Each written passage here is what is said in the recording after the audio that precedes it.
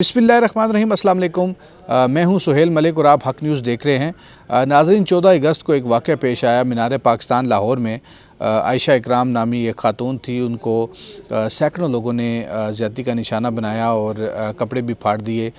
इस वाक़े के बाद पूरे मुल्क में एक तूफ़ान सा बरपा हो गया और वज़ीर-ए-आज़म इमरान ख़ान ने इस वाक़े का नोटिस लिया और IG पंजाब से रिपोर्ट तलब कर ली।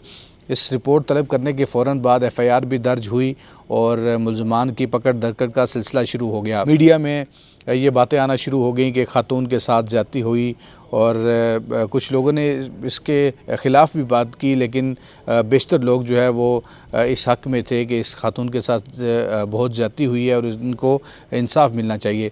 सिविल सोसाइटी हमने देखी कि इस्लामाबाद समेत पूरे पाकिस्तान में सिविल सोसाइटी के मुज़ाहरे हुए और इस ख़ातून के हक़ में नारेबाजी भी हुई कि अब इनको इंसाफ मिलना चाहिए। लेकिन कुछ अरसे के बाद इनकी आयशा इकराम और रैम्बो जो है वो आपस में दोनों मिलकर काम करते थे, सोशल मीडिया पर वीडियोज़ वगैरह बनाते थे।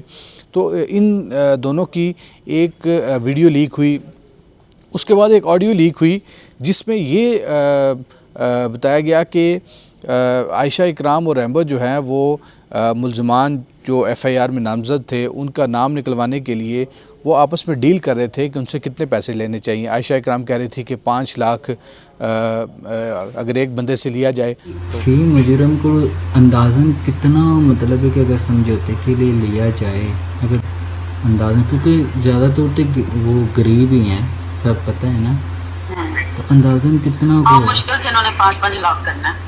उसके बाद फिर हुआ ये कि आयशा इकराम और रैम्बो के दरमियान कोई मसला हुआ जिसकी वजह से वो दोनों अलग हो गए।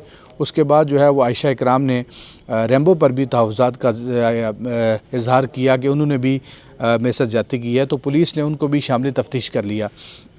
जिसके बाद रैम्बो जो है वो उन्होंने ऑडियो मज़ीद लीक की, उन्होंने धमकियाँ देना शुरू की और ये ऑडियो में अपना वाज़ेह सुनाई देता है कि वो ये कहते हैं कि आपने दाता दरबार में भी हजूम इकट्ठा किया, ख़ुद जानबूझकर इकट्ठा किया और अपनी शोहरत हासिल करने के लिए किया।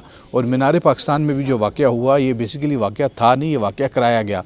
तो ये जो है हम इसके जो ये सारी ऑडियो है ये भी आपको दिखाएंगे। अफसोस की बात है कि इस वाक़ये ने सिर्फ़ एक लड़की ने अपनी शोहरत हासिल करने के लिए पूरे पाकिस्तान की जो इज़्ज़त है, पूरे पाकिस्तान को जो वक़ार है वो दाव पर लगा दिया। कानून नाफिज करने वाले इदारों से ये इल्तमास है कि इस वाक़े का मुकम्मल तौर पर इंक्वायरी की जाए और देखा जाए कि ये वाक़या क्यों पेश आया। देखने में तो एक ख़ातून के साथ ज़्यादती हुई और कुछ लोगों ने ज़्यादती का निशाना बनाया, कपड़े फाड़ दिए, लेकिन अगर हकीकत में जाएं तो अगर इस केस की मुकम्मल तौर पर अगर इंक्वायरी हो तो ये वाज़ेह पता चल सकता है कि ये प्री प्लान्ड था। अगर ये प्री प्लान्ड है तो ये किसके कहने पर हुआ? क्या आयशा इकराम ने जानबूझकर किया? क्या आयशा इकराम ने सोशल मीडिया पर फेम हासिल करने के लिए किया, या इसके पीछे कोई और हाथ है? कानून नाफिज करने वाले इदारे जो हैं वो पंजाब पुलिस जो है वो उसको इस चीज़ का मुकम्मल तौर पर इंक्वायरी करनी चाहिए और देखना चाहिए कि इस वाक़े के असल ज़िम्मेदार कौन हैं। सुहेल मलिक को इजाज़त दीजिए। अल्लाह हाफ़िज़।